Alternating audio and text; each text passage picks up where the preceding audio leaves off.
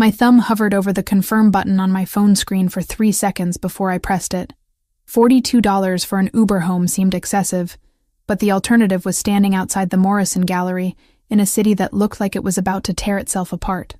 Wind whipped my hair across my face hard enough to sting. And somewhere in the distance, a transformer exploded with a crack that sounded too much like gunfire. October in Chicago was supposed to be beautiful. Falling leaves, crisp air, pumpkin-spiced everything. Instead, the weather forecast had labeled tonight's storm catastrophic. In that calm, clinical way, meteorologists deliver news about disasters. I could already see trash cans rolling down Michigan Avenue like tumbleweeds, and the sky had turned that peculiar shade of green that made my stomach clench with childhood memories of tornado drills. My exhibition had ended early.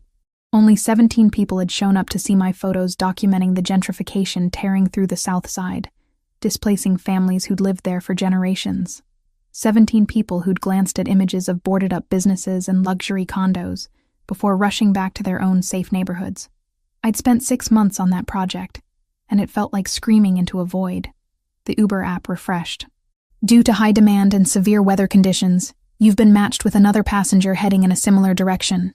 Additional discount applied. Great. Shared rides during the apocalypse. I wrapped my jacket tighter around my camera bag and watched the little car icon inch through traffic that had turned into chaos. Emergency sirens wailed from multiple directions. My phone buzzed with alerts about downed power lines, flooding on Lower Wacker Drive, and a shelter-in-place recommendation that I was actively ignoring. A black Toyota Camry pulled up to the curb, wipers working frantically against the deluge. The driver, a tired-looking man in his 50s, barely glanced at me as I dove into the back seat.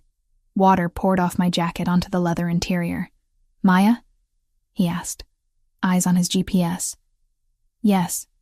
Thank you for picking up one more." He pulled away from the curb before I'd even buckled my seatbelt. "Emergency shared ride. You both going north." I settled into my corner, trying to ignore the dampness seeping through my jeans. Through the rain-streaked window, I watched Chicago transform into something unrecognizable. Store windows boarded up hastily with plywood, trees bending at angles that looked impossible, a bus shelter that had completely detached from its foundation and skittered across the street like a metal tumbleweed. We stopped 3 blocks away, near the entrance to an Italian restaurant I recognized from magazine spreads. The place had a 2-month waiting list and entrees that cost more than my weekly grocery budget. A man emerged from the shadowed doorway, moving with the kind of controlled urgency that immediately caught my attention. He slid into the seat beside me, bringing with him the scent of expensive cologne cut with something metallic. Rain dripped from his dark hair onto the collar of what had to be a designer suit, perfectly tailored to broad shoulders, and a frame that suggested he spent considerable time doing something more physical than sitting behind a desk. "Apologies," he said, his voice low and smooth despite whatever had him wound tight as a spring. "I appreciate you sharing the ride." I nodded, words momentarily stuck in my throat. The man was objectively stunning in a way that felt almost dangerous. Sharp jawline, high cheekbones, eyes so dark green they looked black in the dim light. But it wasn't his appearance that made my pulse quicken. It was the way he held himself, coiled energy barely contained, and the dark stain on the cuff of his white shirt that looked suspiciously like blood. "No problem," I managed. "Storm of the century out there." Indeed, he settled against the seat, but there was nothing relaxed about his posture. His gaze swept the street behind us, then forward, then to the side mirrors with the methodical assessment of someone expecting trouble. "Heading north? Lincoln Park area. Convenient. I'm going to Northwestern Memorial. The hospital."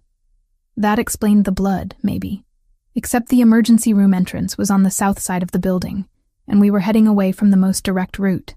Our driver merged into traffic that had slowed to a crawl. Lightning split the sky, illuminating the city in stark white flashes that made everything look like a noir film. Thunder followed immediately, close enough to rattle the car windows. "You're a photographer," the man said, gesturing to my bag with a slight smile that didn't quite reach his eyes. "Professional?" I followed his gaze to where my camera strap had slipped out of the partially open zipper. "Freelance. Photojournalism, mostly. You have a good eye." Observation is a survival skill in my line of work, which is import and export, various goods, international logistics. He said it smoothly, the kind of practiced answer that told me absolutely nothing. I'm Gabriel. Maya. I hesitated, then added, What kind of goods? That almost smile flickered again, the kind that require considerable negotiation and discretion. Before I could press further, our driver cursed in Spanish and jerked the wheel to the right. A massive oak tree, roots torn from the saturated earth, crashed across the street ahead of us. Its branches scraped against cars unfortunate enough to be in its path, setting off a chorus of alarms. We'll have to detour, the driver muttered, already pulling up an alternate route. Takes us through Inglewood, though. Not ideal in this weather. I saw Gabriel's jaw tighten almost imperceptibly. How much longer to Northwestern? Maybe 20 minutes? Roads are flooding everywhere. Gabriel pulled out his phone, typed something quickly, and I caught a glimpse of the screen. Not a standard smartphone. Something else. Possibly a burner given the basic display and lack of identifying markers. Who carried burner phones in 2025? Englewood at night during a catastrophic storm. The neighborhood had been struggling for years, caught between poverty, violence, and the same gentrification I'd been documenting elsewhere. In good weather with heavy police presence, it was manageable. Tonight, it would be something else entirely. We turned onto a street where half the streetlights were already out. Shadows pooled in doorways and alleys. A group of men huddled under an overpass scattered as we approached, but not before I saw the distinctive shape of weapons poorly concealed under jackets. Lock the doors, Gabriel said quietly to the driver. There was authority in his voice that made it sound less like a suggestion and more like a command. The driver complied immediately. I clutched my camera bag tighter, hyper-aware of Gabriel's presence beside me. He'd shifted slightly, angled so he could watch both sides of the street.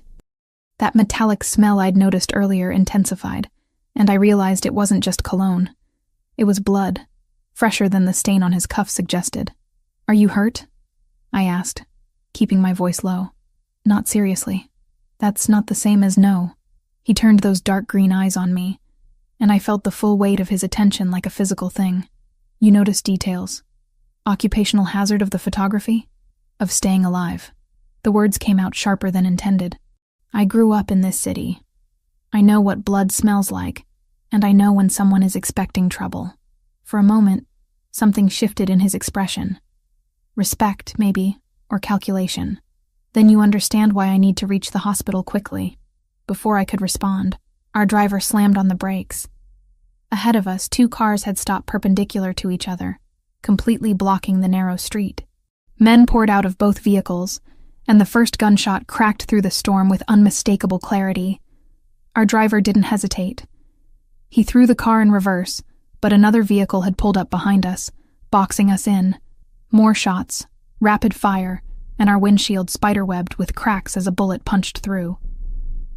The driver screamed and ducked. The car lurched forward, directly toward the shootout. Everything happened in fragments. Gabriel's hand on the back of my head, forcing me down. His body shifting to cover mine, as glass rained down around us. The heat of him pressed against my back, solid and immovable. More gunfire, so close I could smell the burnt powder even through the closed windows. The car scraped against something metal with a shriek that set my teeth on edge. Then the driver's door flew open, and he was running, abandoning us in the middle of a war zone. Gabriel lifted his weight off me slowly. Are you hit? I took inventory.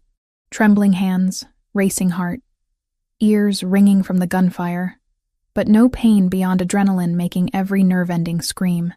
No. You? I'm fine. He reached for the door handle. We need to move. Now. Move where? There's a gang war happening out there. And staying in a stationary vehicle makes us an easy target. His voice remained calm, almost gentle despite the words. Trust me, Maya. I know what I'm doing. Trust him. A stranger with blood on his clothes and secrets in his eyes, in the middle of the worst neighborhood during the worst storm in a decade. Every instinct I had screamed that this was a terrible idea. But the alternative was sitting in a bullet-riddled Uber, waiting to see who won the shootout currently raging around us. I grabbed my camera bag and nodded. Gabriel's hand found mine in the darkness, warm and steady despite everything. Stay close. Move when I move. Don't look back. He pushed the door open, and we ran into the storm. Gabriel's hand remained locked around mine as we ran through sheets of water that felt more like walls. My sneakers splashed through puddles deep enough to soak through to my socks within seconds. Behind us, gunfire continued in sporadic bursts, but the storm swallowed most of the sound, turning it into distant pops that could have been transformers exploding or car backfires. He pulled me toward a narrow alley between two buildings, their brick walls slick with rain and covered in graffiti that glowed faintly under the intermittent lightning. The space smelled like garbage and stagnant water, but it offered cover from both the shootout and the worst of the wind. We pressed against the wall, breathing hard. My heart slammed against my ribs so violently I thought it might crack through bone. Gabriel positioned himself between me and the alley entrance, his body a solid barrier, one hand still holding mine while the other reached inside his jacket. When it emerged, I saw the unmistakable shape of a handgun. "You're armed," I said, the words coming out sharper than intended. "Yes." No apology, no explanation. He checked the magazine with practiced efficiency that told me he'd done this 1,000 times before. "Import and export." I repeated his earlier lie. "What do you really do?" "Right now I'm keeping us alive." His eyes scanned the alley entrance, then the fire escape above us, calculating exits and threats with the same methodical assessment he'd shown in the car. "Can you climb?" I followed his gaze upward. The fire escape ladder was extended, reachable if we could jump high enough. In this storm, that metal will be slippery as ice. Better than staying on the ground when they start searching the area. "They? You mean those men shooting at each other?" Gabriel's jaw tightened. "Some of them will be looking for me specifically. Once they realize the car is abandoned, they'll fan out." The implications sank through my adrenaline like stones through water. "Someone tried to kill you tonight. That's why you needed the Uber. Why you had blood on your shirt. Why you're carrying a gun. Very observant." He shifted slightly, water dripping from his dark hair down the sharp planes of his face. "Which is why I need to get you somewhere safe before you become collateral damage." My camera bag pressed against my hip, suddenly heavy with guilt. During those frantic seconds in the car, when bullets had been tearing through metal and glass, my photographer's instincts had taken over. I'd raised my camera and fired off shots, capturing the chaos through muscle memory more than conscious thought. "I took pictures," I admitted. "Of the shootout." Gabriel's attention snapped to me with laser focus. "You what?" "It's instinct. I don't even think about it anymore. Something happens, I document it." I pulled the camera from my bag, the familiar weight grounding me despite everything. I got their faces, the license plates, everything. He was quiet for 3 seconds that felt like 3 hours. When he spoke, his voice had dropped to something softer, almost careful. "Maya, I need you to delete those photos." "Why?" "Because the men in those images work for someone very dangerous. If those photos surface, connect to you in any way, you become a target." I clutched the camera tighter. These could be evidence. Someone could identify who started the shooting, who's responsible. "The police won't touch this." He said it with absolute certainty. "This is a territorial dispute between organizations that operate outside the law. Those pictures won't bring justice. They'll bring death. Organizations." The word settled between us like a confession. "You mean the Mafia?" Gabriel didn't deny it. Instead, he reached into his jacket pocket and withdrew a wallet, extracting crisp bills without bothering to count them. $5,000. Delete the photos, give me the memory card, and walk away from this. From me. Forget tonight ever happened. I stared at the money, then at his face. Rain continued to pour into the alley, soaking us both, but his hand holding the bills remained steady. This was a transaction to him, clean and simple. Pay off the witness, eliminate the evidence, move on. I don't want your money. Everyone wants money. Not for this. I wrapped both hands around my camera, protective and defiant. These photos are my work, my documentation of what happened tonight. You can't just buy them like you're purchasing contraband from one of your suppliers. Something flickered in his expression. Surprise, maybe, or reassessment. You think you understand who I am after 20 minutes of conversation? I understand you're involved in something violent enough that people want you dead. I understand you carry a gun and know how to use it. I understand you're trying to control a situation where you have zero actual control over me. My voice shook, but I kept going. And I understand that if those photos are dangerous enough for you to offer $5,000 to destroy them, they're important enough to keep. His phone buzzed, cutting through the tension. He answered without breaking eye contact with me. Adriano. I couldn't hear the other side of the conversation, but I watched Gabriel's face shift through micro-expressions. Relief, then anger, then cold calculation. Luca's stable? A pause. And the Bratva? Another pause, longer this time. His jaw clenched. How many streets are they covering? The south side? All of Englewood? He glanced at me. I have a complication. I bristled at being called a complication. A civilian. Wrong place, wrong time. He listened. No, I can't leave her here. They saw the car. If they're thorough, they'll check cameras, identify passengers. More listening. Fine. Send a secure vehicle to the warehouse on Halstead and 47th. 20 minutes. He ended the call and pocketed the phone. The gun had disappeared back into his jacket at some point, which should have made me feel safer but somehow didn't. Who's Adriano? I asked. My consigliere. My advisor. He said it like those words should mean something specific. And Luca is my second in command. He was injured in the attack at the restaurant tonight. The attack you survived. Yes. And the Bratva? Russian organized crime. They want control of shipping routes I currently manage through the northern ports. He spoke matter-of-factly, like discussing quarterly earnings instead of gang warfare. Tonight was their second attempt to eliminate me this week. The casualness of it made my stomach turn. You sound like you're talking about a hostile business takeover. That's exactly what it is, just with higher body counts. He checked his watch, an expensive piece that had somehow survived our run through the storm without a scratch. We have 19 minutes before the car arrives. After that, I'll take you home personally and post security on your building until we confirm you're not a target. And if I refuse? To delete the photos or to accept protection? Both. Gabriel stepped closer, close enough that I had to tilt my head back to maintain eye contact. This close, I could see the small scar bisecting his left eyebrow, the way his wet shirt clung to a body that suggested regular time in a gym, the exhaustion around his eyes that spoke to more than just tonight's violence. People die around me, Maya. His voice dropped to something raw and honest. Not because I want them to, but because association with me becomes a death sentence. My father was killed at a charity event. My mother's driver was executed in front of their home. A woman I dated 3 years ago had her car bombed. He paused, letting that sink in. I don't want to add your name to that list because you happened to share an Uber during a storm. The vulnerability in his admission caught me off guard. This wasn't manipulation or threat.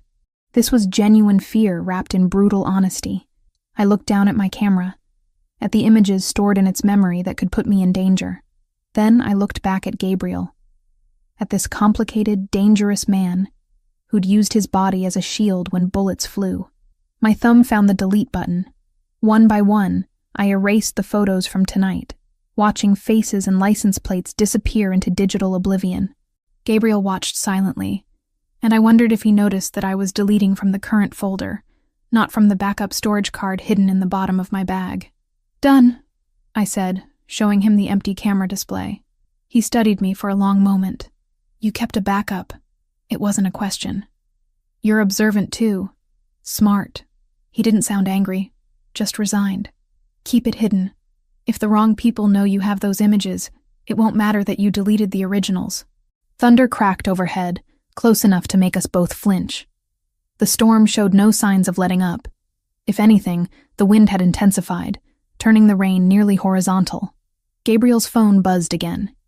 He checked it, then gestured toward the end of the alley. Car's 5 minutes out. We move when I say. Stay low. Don't stop for anything. And then what? Then I make sure you get home safely. His eyes met mine, dark green and intense. And you forget you ever met me. But even as he said it, we both knew that was impossible. Some encounters changed everything, and this was one of them. I woke up to 17 missed calls from Carmen and a news alert that made my blood turn cold.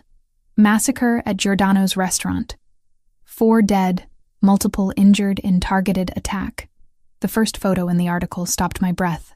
A body being loaded into a coroner's van, face partially visible beneath the sheet. The man who should have been driving Gabriel last night, dead before he ever had a chance to pick up his passenger. My phone buzzed. "Carmen, tell me you're alive," she said. "I'm fine. What's happening?" "Gang war. 4 men executed at Giordano's, 3 more found in Englewood. Police are calling it territorial disputes, but my sources say this was a hit on the Ravellini family." She paused. "You know who they are?" The name landed like a punch. "No. One of the big 3 families running organized crime in Chicago. Italian mafia, old school but modernized. Casinos, construction, security services, all legitimate on the surface." Carmen's voice carried that manic edge she got chasing stories. "The Bratva's been trying to take their territory. Russian organized crime. This feels like escalation." I thought about Gabriel's expensive watch, the gun, the authority in his voice. "Import and export. Why are you asking?" Carmen pressed. "This isn't your beat. Just curious." Storm had me watching news. The lie tasted bitter. After we hung up, I Googled Gabriel Ravellini. Sparse results. Charity galas, construction contracts, business journals. Nothing screaming mob boss. Nothing proving he wasn't. One photo caught my attention. A hospital fundraiser 3 years ago. Gabriel in the foreground with donors, and in the background, slightly out of focus, my grandmother Elena in her bakery apron, holding a tray of pastries. My grandmother knew him. 20 minutes later, I walked into Padaria Elena. The smell of fresh bread hit me like comfort. Elena stood behind the counter, silver hair in its perpetual bun, and her face lit up before concern replaced joy. "You look terrible. The storm? Can we talk in the back?" She studied me with eyes that missed nothing. "Is this about a man? How do you always know?" "Because you have the same look your mother had when she met your father." She flipped the sign to indicate a break and led me to her tiny office. "Tell me, what do you know about Gabriel Ravellini?" Elena's expression shifted, careful and calculating. She poured us coffee, sat down with a sigh. "That's a name I haven't heard you say before. I met him last night. We got caught in that shooting in Englewood." Her hand flew to her chest. "You were there? He kept me safe. But this morning, the news about the restaurant. I need to understand what I got involved in." Elena folded her hands on the desk. "Gabriel Ravellini is a complicated man. His family's been in this neighborhood 70 years. Started on the docks, expanded into other businesses. Some legitimate, some not. So he is Mafia. He runs his family's organization, yes." She said it without judgment. "But he's different from his father.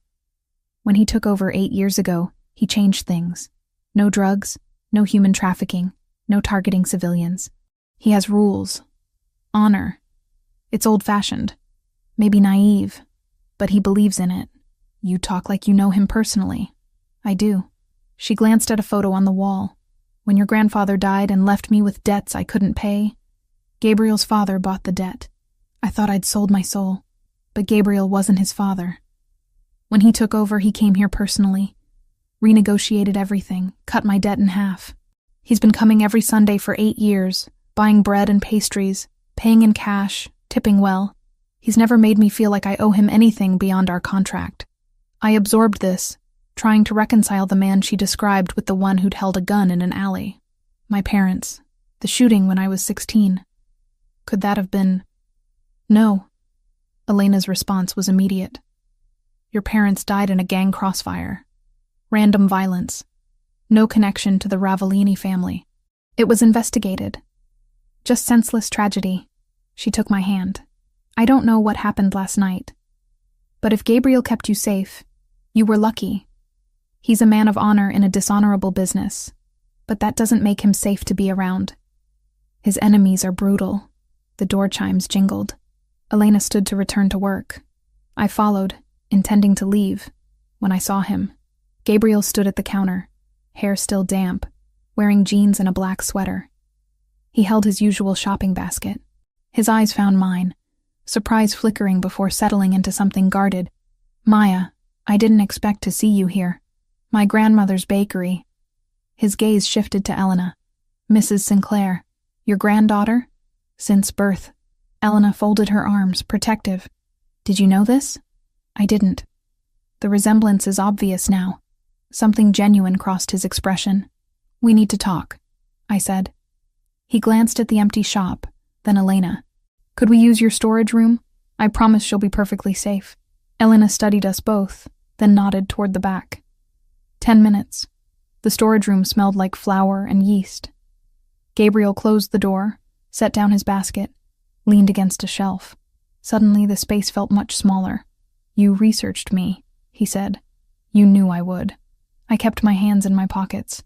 "You're Gabriel Ravellini, head of the Ravellini family. The man whose driver was murdered before he could pick you up." "Yes.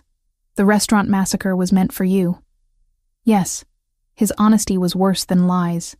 No pretense, no softening. "I need to tell you something," I said. "When I deleted those photos, I didn't delete the backup. I keep a redundant memory card. The images are still there." His expression didn't change. "I know." "You knew."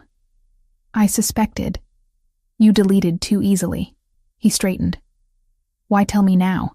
"Because my grandmother thinks you're honorable. Because you kept me alive. Because I'm tired of lying." I pulled out my phone, showed him my archive. "This isn't just the shootout. I have years of photojournalism. Politicians with criminals, cash exchanges, corruption that could bring down careers." He scrolled through, face unreadable. "This is dangerous work. I know, but it matters. And the backup from last night? Still exists, but I won't publish it unless you give me reason to." I met his gaze.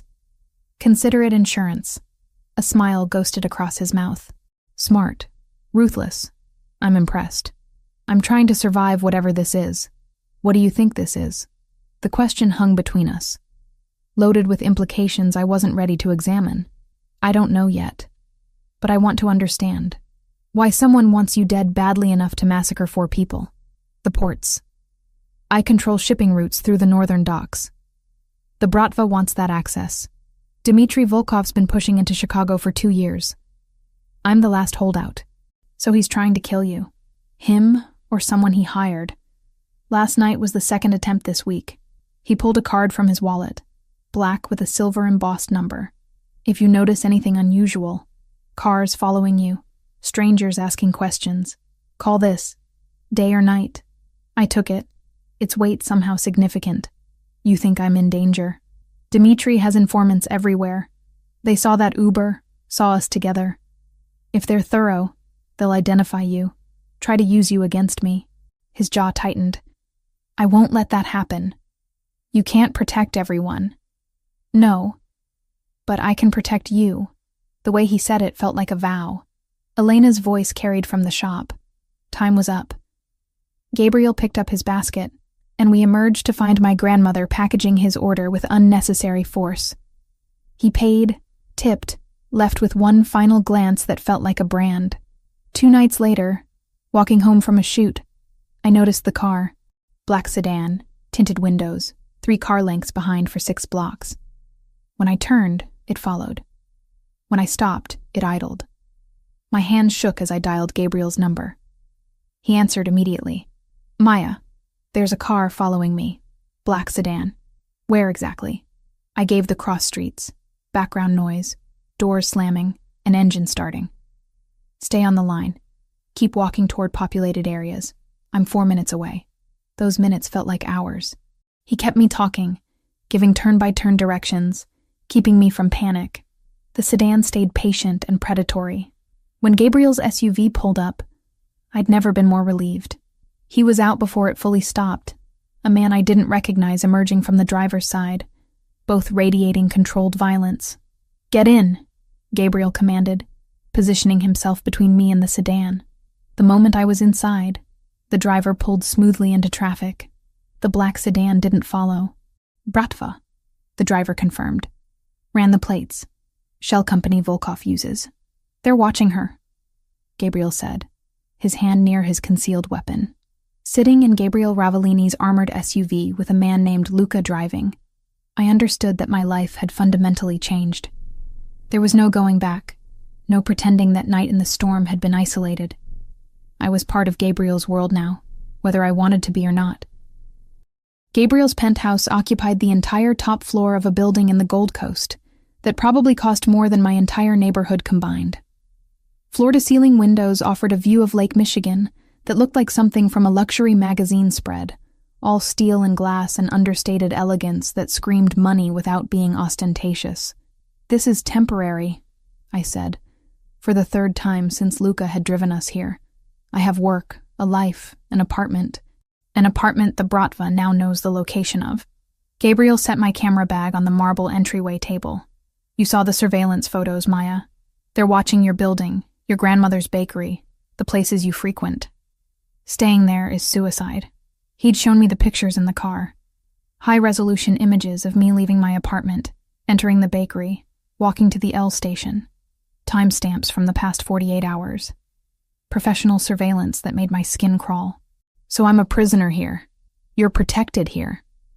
His voice hardened. "There's a difference." "Is there?" I crossed my arms. "Because from where I'm standing, this looks like a very expensive cage." Something flickered in his expression. Frustration, maybe, or understanding. He moved to the windows, hands in his pockets, silhouette dark against the city lights. "You can leave whenever you want. I won't stop you. But if you walk out that door, you do it knowing Dimitri's men are waiting to use you against me." He turned, those green eyes intense. "Your choice. Always your choice." The sincerity in his voice disarmed me. This wasn't about control, I realized. It was about genuine fear for my safety. "Fine. But I have conditions." I stepped closer. "I'm not a prisoner. I can work, edit photos, take assignments. My grandmother gets protection whether I'm here or not. And you tell me what's happening. No secrets. No treating me like I'm too fragile for the truth." Agreed. He pulled out his phone. "I'll have Luca bring your equipment tomorrow. Clothes, anything you need. Elena already has a security detail. 2 men rotating shifts outside the bakery. She'll hate that. She'll understand." His mouth curved slightly. "Your grandmother is tougher than you think." A door opened down the hallway, and a young woman emerged. She had Gabriel's dark hair, but worn long and straight, falling past her shoulders. Her eyes were lighter, more hazel than green, and when she saw me, genuine curiosity replaced the wariness. "Sophia," Gabriel said. "This is Maya Sinclair. She'll be staying with us for a while." Sophia's gaze flicked between us, clearly reading more into the situation than Gabriel had said. "Another one of your strays?" "Sophia." Warning in his voice. "I'm kidding." She crossed to me, extending her hand. Sophia Ravellini. The considerably less threatening sibling. Law student, idealist, perpetual disappointment to the family legacy. I liked her immediately. Maya, photographer, apparently a magnet for trouble. "Aren't we all in this house?" She shot Gabriel a look. "I'm assuming the guest room." "Of course." "Good. Because if you'd put her in the west wing near your bedroom, I'd have questions." Sophia gestured for me to follow. "Come on. I'll show you around before my brother reverts to his usual brooding silence." The penthouse was massive. 3 bedrooms, each with ensuite bathrooms. A library with actual first editions lining the shelves. A kitchen that looked like it belonged in a restaurant. The guest room Sophia led me to was larger than my entire apartment, decorated in soft grays and cream with that same spectacular view. "He's terrified, you know," Sophia said once the door was closed. "I haven't seen him like this since our father died." I set my camera bag on the bed. "Like what?" "Afraid. Gabriel doesn't do fear. He does calculation, strategy, controlled violence when necessary. But you? You've got him off balance." She studied me. "How did you meet?" "Shared Uber during the storm. Wrong place, wrong time. Or exactly the right place." Sophia sat on the edge of the bed. "Our father was killed 8 years ago, ambushed leaving a charity event. Gabriel was 26, not ready, not prepared, but he took over anyway because someone had to. He cleaned house, got rid of everyone involved in the really dirty stuff, drugs, human trafficking, the things that destroy communities. Made enemies doing it, but he didn't care. He wanted to be different. Your grandmother talks about him like he's some kind of knight-errant in a three-piece suit. Sophia laughed. That's not inaccurate. Gabriel has this outdated sense of honor. No targeting civilians, no breaking his word, loyalty above everything. It's gotten him in trouble more than once. She paused. But it also means when he says he'll protect you, he means it. With his life, if necessary. The weight of that settled over me. I don't want anyone dying for me. Then don't give him a reason to. Sophia stood. Dinner's usually around 8. Gabriel cooks when he's stressed, so prepare for something elaborate and delicious. Fair warning, he's going to hover. It's annoying but well-intentioned. She was right. At 8 sharp, Gabriel appeared at my door with an invitation that sounded more like an order. I followed him to the kitchen where he'd somehow prepared osso buco that smelled incredible, with risotto and roasted vegetables arranged with the precision of a chef. You cook, I said, surprised. My mother insisted all her children learn. She said anyone who couldn't feed themselves wasn't truly independent. He poured wine, handed me a glass. How do you take criticism of your work? The question caught me off guard. Depends on the criticism. Your exhibition photos, the gentrification series. He gestured to where he'd somehow acquired copies, displayed on a tablet propped against the counter. They're technically perfect. Composition, lighting, emotional impact. But they're safe. Safe? You show the aftermath. Boarded windows, displaced families, the wreckage. But you don't show the cause. The politicians approving development, the contractors cutting deals, the money changing hands. His gaze met mine. You document the symptom, not the disease. Heat flushed through me, part anger, part recognition. Those photos could get me blacklisted. Those photos could change things. He plated the food. You have the archive. Use it. We ate in charged silence. He was right, and I hated that he saw it so clearly. My work had been careful, palatable enough for galleries and publications. But the real story, the corruption I'd documented over years, sat unused because I'd been afraid. After dinner, I called Carmen from the library. She answered on the first ring, voice sharp with concern.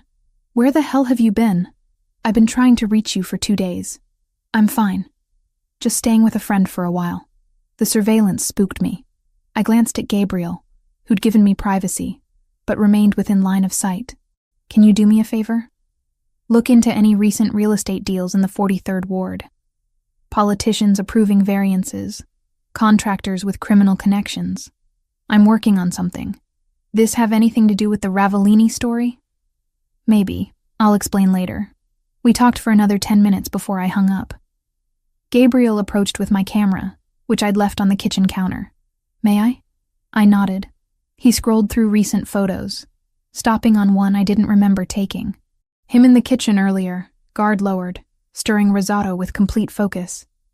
The light had caught him perfectly, showing someone softer than the dangerous man I'd met in that alley. Keep this one, he said, handing back the camera, for your archive of symptoms and diseases. Before I could respond, the library door opened. A man in his 50s entered, silver-haired and dressed in an immaculate suit. He nodded to Gabriel with the familiarity of long association. Adriano, Gabriel greeted. Maya, this is Adriano Bellavita, my consigliere. Advisor, Adriano clarified, offering his hand. Though the Italian sounds more impressive. Mrs. Sinclair, I've heard quite a bit about you. None of it good, I'm guessing. On the contrary, he smiled. But it didn't reach his eyes. Gabriel, we need to speak. It's urgent. Gabriel's expression shifted. All business. Give us a moment. I stood to leave, but Gabriel's hand on my arm stopped me. Stay. You wanted no secrets. Adriano pulled out his phone, displaying what looked like surveillance footage. Dimitri made his move. He approached the Donatelli and Castrovani families this afternoon. Offered them each 20% of your territory if they help eliminate you. Neutrality isn't an option anymore. My breath caught. Gabriel's jaw tightened, but his voice remained steady. Their response. Donatelli's considering. Castrovani wants guarantees. They're giving you 72 hours to counteroffer or disappear. Adriano's gaze flicked to me. They know about her. Dimitri's using it as proof you're distracted, vulnerable. I'm not vulnerable. Gabriel's voice carried an edge that made me shiver. Set up a meeting. I want all of them in a room where I can see their faces when they refuse Dimitri's offer. And if they don't refuse, then we go to war. The casual way he said it, like discussing business strategy instead of violence, reminded me exactly who Gabriel was. Not just the man who cooked and appreciated photography, but someone who'd survived 8 years at the top of a criminal organization. Adriano left after another 15 minutes of planning I only half understood. Territory, alliances, contingencies. When we were alone again, Gabriel poured himself whiskey, offered me the bottle. I took it, drinking straight from the glass he handed me.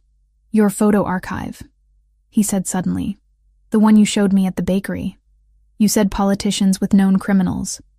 Dimitri bribes officials to operate freely. If you have proof of which ones, it could shift the balance. I stared at him. You want to use my work as leverage. I want to use every advantage we have. He stepped closer. You said those photos could bring down careers. Let them. Expose Dimitri's network. Cut off his political protection. It won't stop him, but it'll weaken his position enough that the other families see working with him as a liability. And if I refuse? If I say my work isn't a weapon for mob wars? Then I respect that decision and find another way. His gaze held mine. But I think you know these people deserve exposure. That justice matters more than staying neutral. He was right. The corruption I documented, the handshakes between elected officials and criminals, the cash exchanges in parking garages, it all mattered. Publishing it had always been the goal. The fact that it also helped Gabriel survive was almost secondary. I'll do it, I said, but on my terms. I choose which photos, how they're released, what story they tell. Agreed. We stood close enough that I could see the flecks of amber in his green eyes, smell the whiskey on his breath. The air between us felt electric, charged with everything unsaid. Why are you really doing this? I whispered. Protecting me. It's more than just preventing Dimitri from using me against you. Because the moment I saw you in that car, something shifted. His hand came up, fingertips grazing my jaw. Because you argued with me in an alley while I held a gun. Because you're brave and stubborn, and you look at me like I'm human instead of a monster. You are human. Most days I'm not sure. I closed the distance, pressing my lips to his before I could overthink it. He responded immediately, one hand sliding into my hair while the other pulled me flush against him. The kiss was everything I'd been denying since that first night. Hungry and desperate, and absolutely reckless. An alarm shrieked through the penthouse. We broke apart, Gabriel's hand moving to his weapon in one fluid motion. His phone buzzed with alerts. Security breach on the north entrance. Stay here, he commanded, already moving toward the door. Luca appeared in the hallway, weapon drawn. They exchanged rapid words in Italian before Gabriel returned, tension visible in every line of his body. False alarm, faulty sensor, but his eyes said otherwise. Someone had tested the security, probed for weaknesses.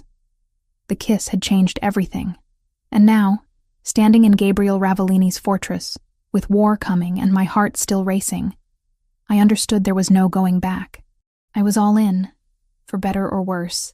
10 days in Gabriel's penthouse, and I'd developed a routine that felt disturbingly normal. Mornings editing photos in the library while he worked through security reports. Afternoons where Sophia and I explored Chicago's architecture through my lens, always with Luca trailing 2 steps behind. Evenings when Gabriel cooked elaborate meals, and we talked about everything except the war building around us. I learned his operations weren't what I'd imagined. The casinos ran clean audits, employees paid fair wages with real benefits, construction contracts used union labor, projects inspected to code. The security firm protected small businesses in neighborhoods police ignored, collecting fees but actually showing up when called. No drugs, no human trafficking, no loan sharking that breaks people, Gabriel explained one night over wine. My father built this family on exploitation. I'm trying to build something different. You're still a criminal. Yes, he didn't flinch from it. But I choose which laws to break. The ones written by politicians I have photos of taking bribes. He had a point I didn't want to acknowledge. Carmen visited on day 8, visibly nervous despite Luca's clearance. She hugged me too tight, eyes darting around the penthouse like she expected threats to materialize from the expensive furniture. "We need to talk," she said, voice shaking. "Alone." Gabriel gave us the library without protest. The moment the door closed, Carmen collapsed into a chair. "I'm so sorry, Maya. I didn't know how to tell you." Ice flooded my veins. "Tell me what?" "Dimitri's been wiretapping my phone for months. I'm investigating corruption tied to his operations, and he found out. He's been listening to everything." Her hands shook. "When you called me from here that first week, mentioned where you were, your concerns about the investigation, he heard it all. He knows you're with Gabriel. He knows you care about him." The room spun. "Carmen, there's more. My brother, Miguel. He's an addict. Dimitri's people supply him, have been for a year. 3 days ago, they told me I either feed them information about you and Gabriel, or Miguel disappears." Tears streaked her face. "I'm so sorry. I told them you were staying here, that Gabriel's distracted, that you two are together. I didn't want to. But Miguel, it's okay." I pulled her into a hug despite my racing heart. "We'll figure this out." Gabriel handled it with terrifying efficiency. Within an hour, Miguel was in a private rehab facility under guard. Carmen had a new phone with military-grade encryption, and Adriano was tracking every leak to assess damage. That night, Gabriel found me on the balcony, staring at city lights that blurred through unshed tears. "This is my fault," I said. I called Carmen. I mentioned where I was. Dimitri would have found another way. He stood beside me, close but not touching. He always does. "Your friend's brother is an addict because of him." Carmen was terrified. "How many other people are trapped in his web?" "Too many." His jaw tightened. "Which is why he needs to be stopped." I turned to face him. The man who cooked osso buco and appreciated my photography, who had rules and honor in a world without either. "I'm scared." "Good. Fear keeps you careful." But his hand found mine, fingers intertwining. "I won't let him hurt you, Maya. Whatever it takes." We went inside, and the space between us collapsed with inevitable force. His mouth found mine, desperate and claiming, and I responded with equal hunger. We made it to his bedroom, clothes shed between kisses that felt like promises neither of us could keep. He was careful with me, reverent even, like I was something precious, instead of a complication threatening everything he'd built. When we finally came together, it felt less like surrender and more like choosing sides in a war where neutrality had never been an option. Afterward, wrapped in sheets that probably cost more than my monthly rent, he traced patterns on my shoulder. "I need you to understand something." His voice was quiet. "This world I'm in, it demands things. Actions I'm not proud of. If you stay with me, you'll see that side eventually. I know what you are, Gabriel. Knowing and witnessing are different. I should have listened to that warning." The call came at 3 a.m. Gabriel's phone screaming with alerts. He was dressed and armed in 30 seconds, Luca already at the door. "Stay here," Gabriel commanded. "What's happening?" "Fire at your grandmother's bakery." My heart stopped. I threw on clothes, following despite his protests. The drive took 8 minutes that felt like hours. Smoke billowed into the night sky, fire trucks battling flames that consumed 40 years of my grandmother's life. Elena stood wrapped in a blanket, soot-streaked, but alive. I ran to her, and she held me tight enough to hurt. "I'm fine, Minhaneta. I'm fine. Gabriel's men got me out." The 2 security guards stood nearby, faces grim. One had burns on his hands from breaking through the back door. Luca approached Gabriel with a tablet showing security footage. I watched over his shoulder. 2 men, faces covered, breaking in through the rear entrance. Gasoline splashed across wooden floors. A match. Bratva. Luca confirmed. Message delivery. "How did they know?" I demanded. "The bakery's been protected for days." Gabriel's expression turned to stone. "Someone told them. Someone on the inside. The investigation took 6 hours. Adriano coordinated with contacts I didn't want to know about, and by morning they had a name. Roberto Ravellini. Gabriel's cousin on his father's side, 3rd-generation family, trusted with mid-level operations. He owes Dimitri $80,000 from gambling debts. Adriano explained in Gabriel's office, voice flat. Been feeding information for 3 weeks. He told them about your relationship with Maya, about Elena's importance to her. Targeted the bakery specifically. Gabriel said nothing for 10 seconds. Then, bring him here. They brought Roberto to a warehouse I didn't recognize. Gabriel didn't ask me to stay away, and I followed because I needed to see this, needed to understand the man I'd given myself to. Roberto knelt in the center of the concrete floor, hands bound, face already showing signs of Luca's preliminary questioning. When Gabriel entered, Roberto started crying. Gabriel, please. I didn't have a choice. They were going to kill me. You did have a choice. Gabriel's voice was colder than I'd ever heard it. You chose to betray family. You chose to target an innocent woman. You chose wrong. What happened next, I'll never forget. Gabriel beat Roberto with methodical precision, each strike calculated for maximum pain without causing death. When he was done, he left Roberto broken and bleeding on the floor. Get him medical treatment, then exile, Gabriel told Luca. He has 72 hours to leave Chicago. If I see him again, I'll finish this. Back in the SUV, I couldn't stop shaking. Gabriel's knuckles were split, blood staining his shirt, and he looked at me with eyes that held no apology. This is my world, Maya. This is what justice looks like when the law can't touch you. That wasn't justice. That was brutality. Sometimes they're the same thing. I got out at the penthouse and headed straight for the guest room. Gabriel didn't follow, giving me space I desperately needed.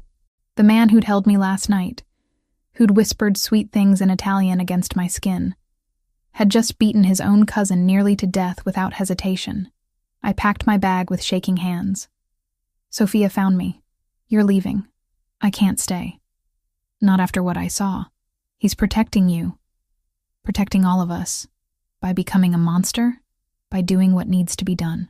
She sat on the bed. Roberto's betrayal could have gotten you killed. My grandmother taught Gabriel that family protects family, no matter the cost. That's all this was. But it was too much. I called Carmen, who picked me up within the hour. Gabriel didn't stop me, just watched from the window as I left.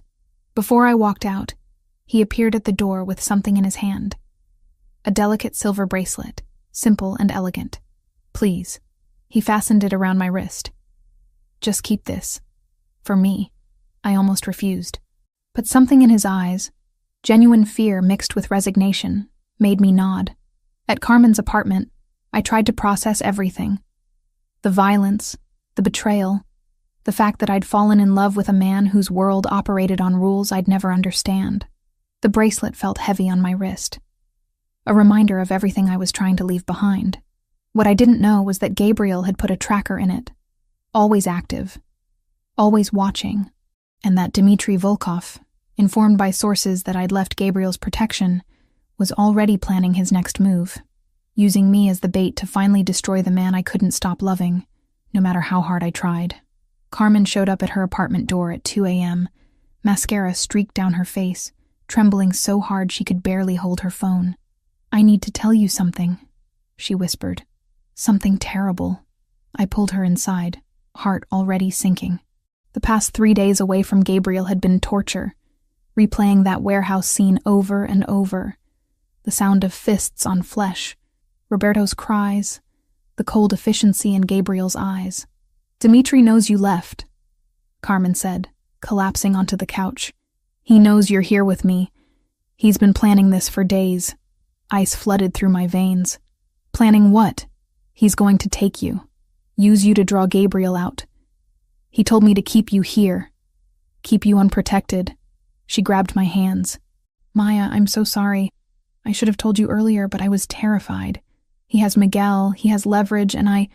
Wait, slow down. I tried to focus through the panic. When did he tell you this? Yesterday. He called me directly. Said if I keep you away from Gabriel for 48 hours, he'll release Miguel from the dealers supplying him. But if I warn you or Gabriel, Miguel dies. My mind raced. Dmitry had orchestrated this perfectly. Used Carmen's vulnerability, my anger at Gabriel, the natural distance that violence creates between people. He'd maneuvered us all like chess pieces. Call Gabriel, I said. Right now. But Miguel. Gabriel will protect Miguel. You know he will. I grabbed my phone, found Gabriel's number. The one I'd been staring at for 3 days without calling. We end this. Tonight. Gabriel answered on the first ring, voice rough with exhaustion. Maya, Dimitri's coming for me. Carmen told me everything. He's been planning this since I left. Silence for 3 heartbeats. Then, where are you exactly? I gave him Carmen's address. Background noise erupted, orders being shouted, engines starting. Listen to me very carefully, Gabriel said, voice shifting into that command mode I recognized. You have 2 choices. I can extract you right now, take you somewhere Dimitri will never find you. Or I let him take me. And we end this. More silence. Maya, that's not... It is. You know it is. I looked at Carmen, saw my own fear reflected in her eyes. He won't stop. He'll keep using people I love to get to you. Unless we make him think he's won. If something goes wrong, then you make sure it doesn't. I surprised myself with how steady my voice was. You said you'd protect me. So protect me. But let's finish this. I heard him exhale. Could picture him running a hand through his hair the way he did when calculating odds. Adriano will coordinate. Luca positions the team. You wear the bracelet I gave you. Don't take it off for any reason. The tracker's always active. When they move you, we'll know exactly where. The other families? Declared neutrality this morning. If I survive this alone, they'll accept my territory stays intact. If I don't, he paused, then it doesn't matter anyway. We planned for an hour. Carmen would act normal, keep me at her apartment. Dimitri would make his move within 24 hours, likely public to force Gabriel's hand. I'd go quietly to avoid civilian casualties. Gabriel's team would shadow at a distance, wait for the location to be confirmed, then strike. One more thing, Gabriel said before hanging up. The night your parents died. I looked into it after you mentioned them. I found inconsistencies in the police report, witness statements that disappeared, evidence that wasn't processed. His voice dropped. Dimitri was in Chicago 12 years ago, working for the Bratva's previous leadership. I think he knows something about that night. The implications crashed over me. My parents' deaths weren't random. They were connected to this world I'd stumbled into, to Dimitri's operations, to something bigger than I'd ever imagined. Find out, I whispered. When this is over, I need to know. I will. I promise. They came at noon the next day. Carmen and I were having coffee, pretending everything was normal, when the building's fire alarm went off. Standard evacuation procedure. Everyone flooding into the streets. Professional chaos. A black van pulled up as we reached the sidewalk. 2 men emerged, moving with military precision. One grabbed Carmen, holding her back. The other reached for me. I didn't fight, didn't scream, just locked eyes with Carmen and nodded once before letting them guide me into the van. The drive took 30 minutes. I counted turns, tried to memorize the route, felt the bracelet heavy on my wrist. Gabriel was tracking this. He knew where I was going. I had to trust that. We stopped at the docks, the industrial section where shipping containers stacked like metal mountains. The warehouse they took me to smelled like rust and salt water, empty except for chairs and harsh fluorescent lights. Dmitri Volkov stood in the center, smoking a cigarette, looking exactly like his photos. Pale hair, cold eyes, a smile that never reached above his mouth. Maya Sinclair. He spoke with an accent that turned my name into something threatening. The photographer. The woman who got Gabriel Ravellini off his game. I said nothing. Kept my expression neutral despite my racing heart. He's coming for you, you know. Right now, probably. My men reported his vehicles mobilizing 20 minutes ago. Dmitri circled me like a predator. He'll walk into my trap because he can't help himself. Because you made him weak. If you think Gabriel's weak, you don't know him at all. That cold smile widened. Oh, I know him. Known his family for years. I knew his father, knew his operations. And I knew your parents, too. My breath stopped. What? 12 years ago. I was doing surveillance work for my organization. Your parents, they saw something they shouldn't have. A meeting between a city councilman and my superior. Your father tried to be hero. Went to police with statement. So we eliminated the problem. He said it casually, like discussing weather. Staged it as gang violence. No one questioned it. Just another tragedy in a violent city. The truth hit like a physical blow. My parents died because they tried to do the right thing. Because they witnessed corruption connected to the man now standing in front of me. You killed them. My voice shook with rage I could barely contain. I followed orders. But yes, technically. He flicked ash from his cigarette. And now their daughter is helping me eliminate the last obstacle to controlling the city's shipping. Poetic, no? I heard vehicles outside. Doors slamming. Dimitri heard it too, smile growing wider. Right on schedule. My men have the perimeter surrounded. Gabriel comes in alone, as demanded, or we start executing his people one by one. The warehouse door opened. Gabriel walked in, hands visible, no weapon drawn. But I knew him now. Knew the way he moved. He was coiled tension wrapped in false surrender. Touching, Dimitri said. The great Gabriel Ravellini, walking into death for a woman he knew 3 weeks. Let her go. This is between us. Everything is between us now. Dimitri pulled a gun, pointed it at my head. On your knees. Gabriel complied, eyes never leaving mine. In that gaze, I saw apology, determination, and something else. Trust. He trusted me to be ready. Any last words? Dimitri asked, turning the gun from me to Gabriel. The moment stretched. Then everything exploded. I dropped and rolled as gunfire erupted from multiple directions. Luca's team crashed through side entrances, suppression fire forcing Dimitri's men into cover. Gabriel was already moving, weapon appearing from somewhere, taking down the 2 nearest guards with brutal efficiency. Dimitri swung his gun back to me. I didn't freeze. I grabbed the metal folding chair I'd been sitting on, swung it into his arm as he fired. The shot went wide, hitting concrete. He backhanded me and I tasted blood, but I'd bought Gabriel seconds. Seconds were all he needed. Gabriel hit Dimitri like a freight train, both men crashing into the concrete floor. The fight was vicious, personal. Fists and elbows and rage given physical form. I heard someone behind me. Spun to see a Bratva soldier raising his weapon at Gabriel's exposed back. My hand found a loose pipe near the wall. I swung with everything I had, connecting with his skull. He dropped. Gabriel pinned Dimitri, one hand wrapped around his throat. For her parents. For everyone you've destroyed. Dimitri struggled, gasped, then went still. It was over. Luca cleared the warehouse, confirmed all threats neutralized. Gabriel stood slowly, blood on his knuckles. A bullet grazed across his shoulder I hadn't seen him take. His eyes found mine across the warehouse floor. You okay? I nodded, though I was shaking. You were shot. Barely. He crossed to me, pulled me into his arms despite the blood and violence surrounding us. You saved my life. That soldier behind me. You saved mine first. About 100 times now. Sirens wailed in the distance. Adriano appeared with instructions for cleanup, for police statements, for managing the aftermath. But for one moment, Gabriel and I just held each other in a warehouse full of bodies and spent shells, alive when we probably shouldn't be. I'm sorry, he whispered against my hair, for what Dimitri did to your parents, for pulling you into this world. I chose this. I chose you. I pulled back to look at him. All of it. His thumb traced my jaw where Dimitri had hit me. No more secrets, no more distance. Whatever comes next, we face it together. Together, I agreed, and meant it. The private hospital room smelled like antiseptic and expensive flowers someone had sent.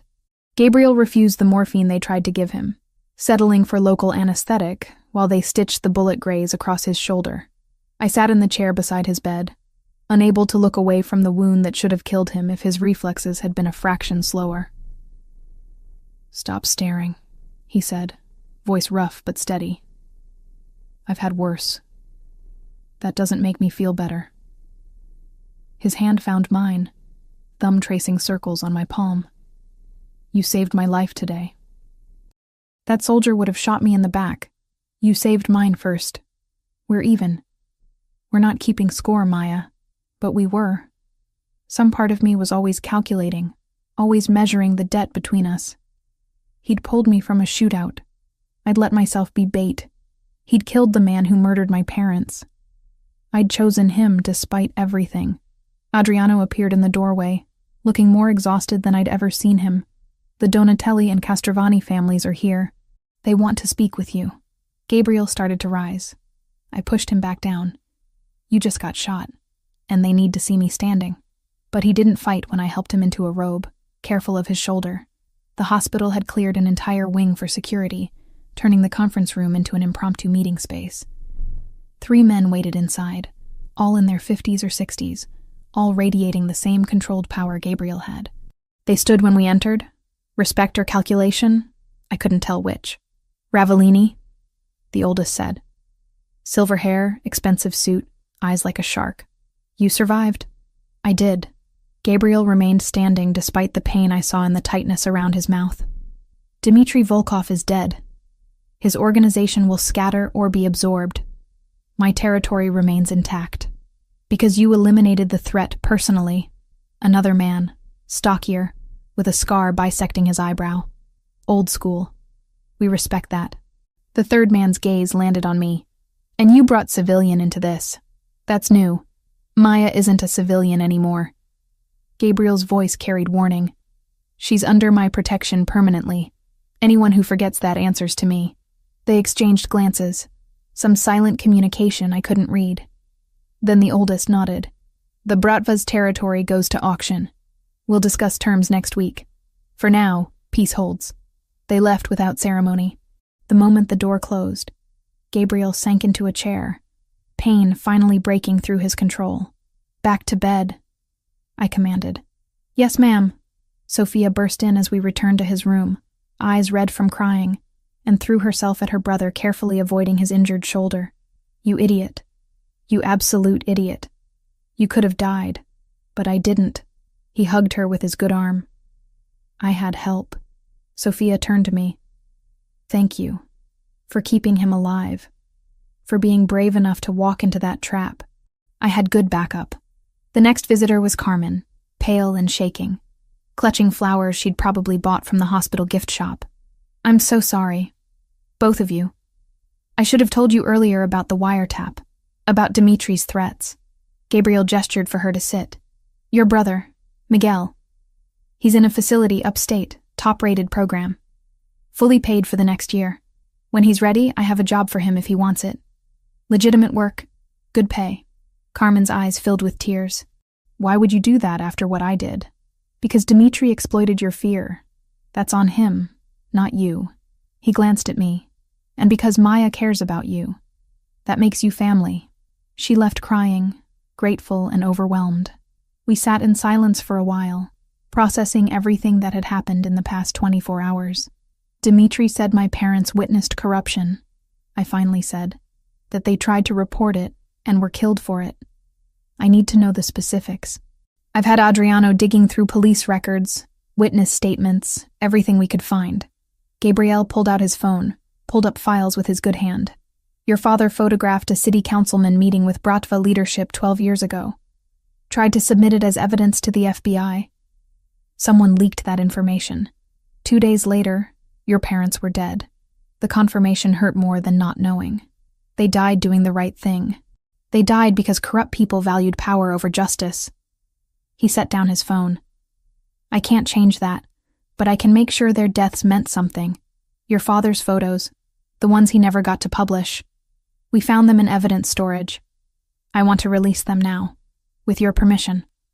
Let the world see what he documented. That would expose the same people I have in my archive.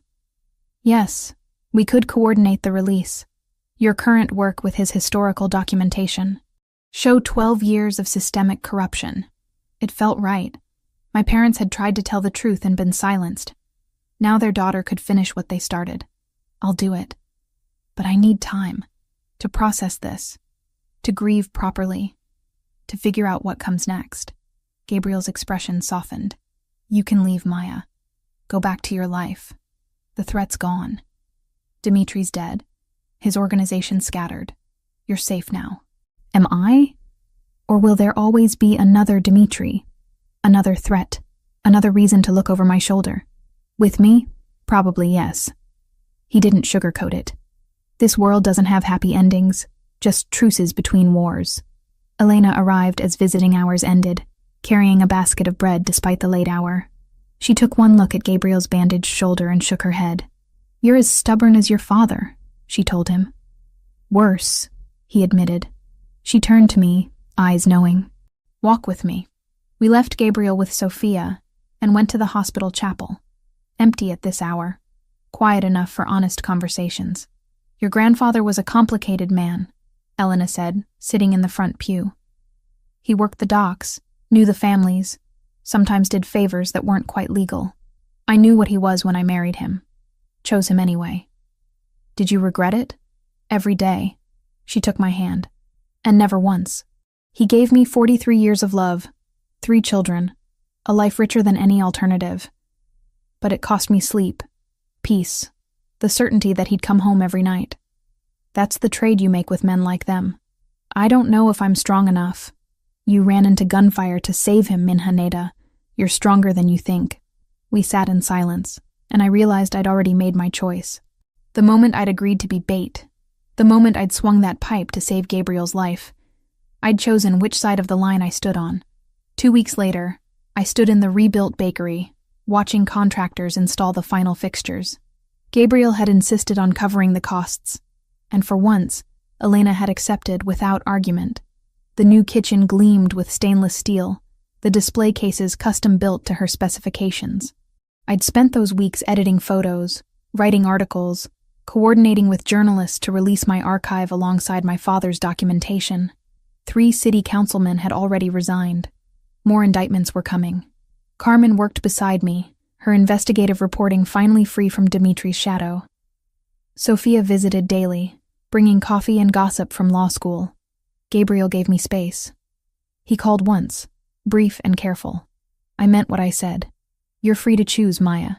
No pressure, no obligation. But freedom felt empty without him. On the evening of the bakery's reopening, I found Gabriel standing outside, hands in his pockets, looking uncertain in a way I'd never seen. "I wasn't sure you'd want me here," he said. I wasn't sure either. I stepped closer, but I realized something these past 2 weeks. I don't want the life I had before. Safe, careful, documenting other people's wars without being part of anything. I want truth, purpose, partnership. With me, after everything? Because of everything. I took his hand, scarred knuckles and all. On my terms. I keep my independence, my work, my name. I'm not your possession or your protected asset. I'm your partner, equal in all ways that matter. His smile was genuine, reaching his eyes for the first time since I'd known him. I can live with those terms. Good. Because I'm not done making demands. I pulled him close. I want transparency. No more secrets. No more protecting me from ugly truths. If we do this, we do it honestly. Agreed. And one more thing. I looked up at him. This complicated, dangerous man I'd somehow fallen in love with. Tell me you love me. Not because I'm convenient, or because I saved your life, because you actually do. I love you, he said without hesitation. From the moment you argued with me in that alley, from every stubborn, brave, brilliant thing you've done since. I love you, Maya Sinclair. Completely, terrifyingly, more than I thought I was capable of. I kissed him in front of the bakery where my grandmother had built her life, where my family's story had roots deeper than violence or fear. And for the first time since that stormy night in a shared Uber, I felt certain I was exactly where I belonged. 3 months felt like both a lifetime and no time at all. I stood in the gallery space on Michigan Avenue, adjusting the final photograph in my exhibition, Buried Truths, 12 Years of Chicago Corruption. The image showed a city councilman accepting an envelope from a man whose face was partially obscured, taken by my father's camera 2 weeks before his death. Beside it hung one of my recent photos, the same councilman, now 20 pounds heavier and considerably grayer, shaking hands with a developer in front of a luxury high-rise that had displaced 200 families. Full circle. My father's work and mine, telling the same story across 12 years. Carmen appeared at my elbow with 2 glasses of champagne. The Tribune's critic just arrived. So did that reporter from the Times. This is huge, Maya. It feels surreal. I accepted the glass, though my hands were too unsteady to drink. My parents documented corruption and were killed for it. Now I'm doing the same thing, and people are calling it brave. The difference is you have protection. Carmen gestured subtly to where Luca stood near the entrance, dressed in a suit that almost made him look like a regular gallery visitor. Almost. And you exposed enough people that the ones left standing are too afraid to retaliate. The exhibition had launched 2 weeks ago with a coordinated media blitz. My photographs alongside my father's, Carmen's investigative reporting filling in the connections, and a database of corruption spanning more than a decade. 3 aldermen had resigned. The FBI had opened investigations into 5 city officials. The mayor had promised reforms that probably wouldn't happen, but sounded good in press conferences. More importantly, my parents' names were finally attached to the truth they'd tried to expose. The gallery had created a memorial wall, photographs of them alongside their work, honoring their sacrifice. Elena arrived with Sofia, both dressed elegantly, my grandmother wearing the pearl necklace she saved for special occasions. She pulled me into a fierce hug. Your parents would be so proud, Minha Neta. So proud. The bakery reopens next week, I said, desperate to change the subject before I started crying. You excited? Terrified. But she smiled. 70 years old, starting over. Gabriel insisted on all new equipment, said the insurance payout wasn't enough. I told him I'd pay him back, and he said I could pay him in bread, every Sunday, for the rest of his life. She shook her head affectionately. That boy has his father's ruthlessness and his mother's heart. Sophia had graduated law school the previous month, passing the bar on her first try. True to her idealistic nature, she'd immediately joined a clinic providing legal services to immigrants and asylum seekers, funded by an anonymous donation that everyone knew came from Gabriel's restructured operations. The clinic's already overwhelmed, Sophia told me as we wandered through the gallery. We've got 5 attorneys and a waiting list of 300 people. But it's the work I'm supposed to be doing, you know? Using this family's resources for something that actually helps people. I did know. I'd felt the same way about my photography, about choosing to expose corruption rather than just document its aftermath. Gabriel hadn't arrived yet. He'd texted an hour ago that he was running late, dealing with some situation at the docks that required his immediate attention. Life with him meant accepting that emergencies came with the territory, that his world operated on schedules that didn't accommodate art gallery openings or normal relationship expectations. But we'd found our rhythm. I'd moved into my own apartment in Lincoln Park, a modest 2-bedroom I'd purchased with money from selling prints to collectors who'd discovered my work through the controversy. Most nights I ended up at Gabriel's penthouse anyway, but having my own space mattered. Independence, even symbolic, kept me grounded. The gallery filled with guests as opening hour approached. Journalists, activists, politicians trying to prove they weren't corrupt. Collectors who appreciated art that made them uncomfortable. I gave a short speech about my parents, about the importance of documentation, about how silence enables oppression. Gabriel slipped in during the applause, positioning himself at the back of the crowd. Our eyes met across the room, and he nodded once. Approval, support, pride. Everything I needed in that moment.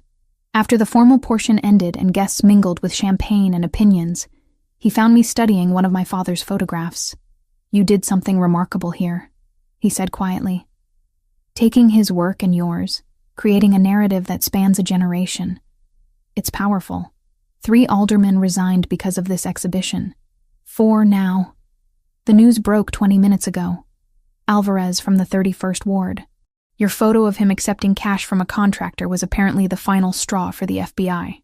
I turned to face him fully. He'd gotten his hair cut since I last saw him 2 days ago, and there was a fresh bruise on his knuckles he'd tried to conceal with careful positioning. Some things about his world would never change. You're bleeding through your sleeve, I observed. He glanced down, noting the small spot of red seeping through his shirt cuff. Minor disagreement during negotiations. Nothing serious. Gabriel, already stitched. Adriano has a doctor on retainer for exactly these situations. He took my hand, examining the silver bracelet still on my wrist. You kept this. I kept everything that mattered. We stood like that for a moment, surrounded by evidence of corruption and violence, and the complicated ways power operated in cities like Chicago. Then he pulled a small box from his jacket pocket. I was going to wait until after the exhibition closed, do this somewhere private and carefully planned, but Adriano reminded me that careful planning isn't always better than honest timing.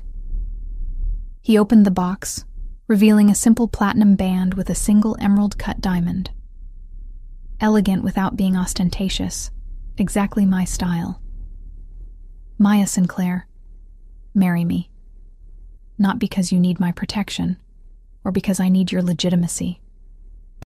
Marry me because in 3 months you've become the person I think about first when I wake up and last before I sleep. Because you see the worst parts of my world and choose to stay anyway. Because you're brave and brilliant, and you make me want to be better than I am. My throat tightened with emotion. Around us, the gallery had gone quiet, guests realizing what was happening. That's not a question, I managed. Marry me?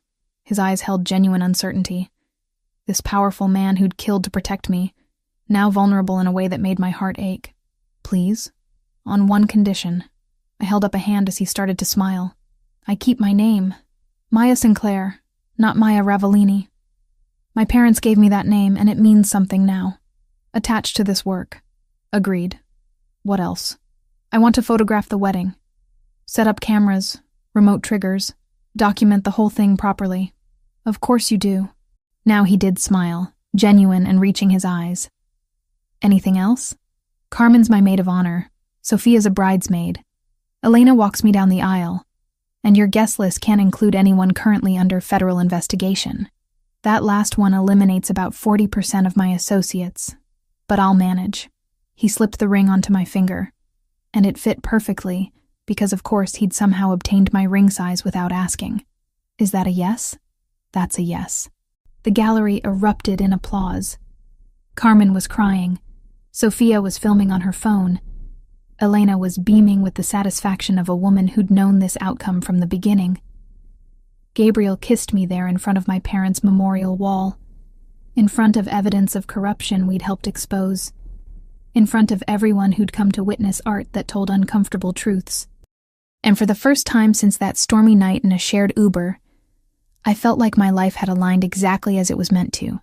Later, after the gallery closed and guests departed, and Carmen had convinced me to celebrate with dinner at a restaurant that required reservations months in advance, but mysteriously had a table available when Gabriel called. We ended up on his penthouse balcony, watching the city lights reflect off Lake Michigan. I'd brought my camera, because I always brought my camera. Set it up on a tripod, framed the shot carefully. Both of us in profile against the skyline, Chicago stretching out behind us like a promise or a threat depending on your perspective. Remote trigger? Gabriel asked, familiar with my process now. You hold it, when you're ready. He wrapped his arm around me, pulled me close against his side, and held up the small remote. On 3? On 3. We counted together, and the shutter clicked. A moment captured. 2 people who'd found each other in the worst possible circumstances and somehow built something real from the wreckage. The photograph would show us laughing, comfortable, obviously in love. It wouldn't show the violence that brought us together, or the complicated moral compromises we'd both made to get here. It wouldn't show his bruised knuckles or the tracker in my bracelet, or the gun concealed in his ankle holster. But it would show truth. Our truth. And sometimes, that was enough. What happens now? I asked, still pressed against his side, his heartbeat steady beneath my ear. Now we live. His hand found mine, fingers intertwining. We document corruption, protect the people we love, and try to make this city slightly less broken than we found it. That's ambitious. We're ambitious people. Below us, Chicago sprawled in all its complicated glory. Beautiful and corrupt, violent and inspiring, home to millions of stories intersecting in ways that created patterns only visible from a distance. My story had started with a storm and a stranger, and a series of choices that led me here. To this man, this life, this moment balanced between everything I'd lost and everything I'd found. I wouldn't change a single decision.